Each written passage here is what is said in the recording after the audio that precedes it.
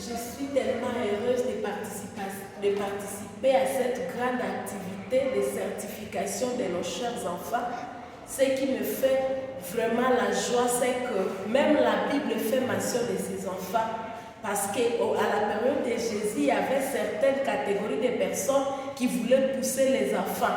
C'est ce qui se passe même actuellement dans nos églises. Un enfant est venu avant le temps, on les demande de sortir parce qu'il y a un parent retardateur qui vient d'entrer. Mais Jésus a demandé aux disciples de laisser venir les enfants à lui parce qu'il compte beaucoup sur les enfants. Et moi, quand je vois les enfants être certifiés, ça me fait du bien. Je réalise que notre génération a compris au moins c'est quoi un enfant, qu'est-ce qu'on peut faire pour un enfant.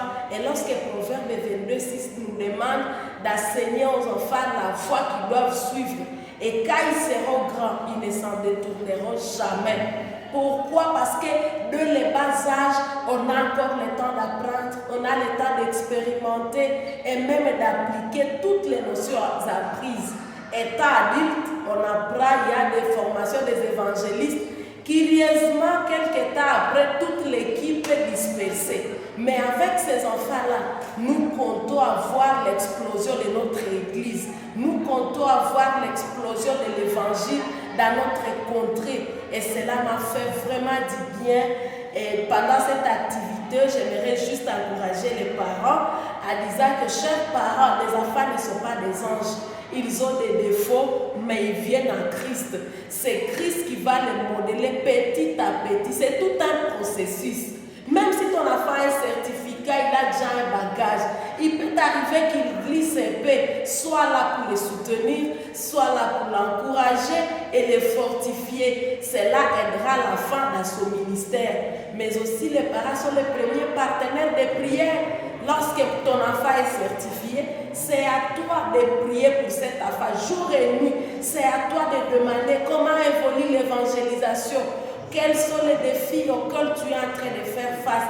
Cela pourra aider nos enfants à rester fermes et à grandir dans ce qu'ils ont choisi de faire. Ça me fait du bien, je suis ravie. Et pour les encadreurs, courage et félicitations. Ce que vous avez fait, vraiment, il y a un Dieu qui s'est récompensé. Il vous récompensera.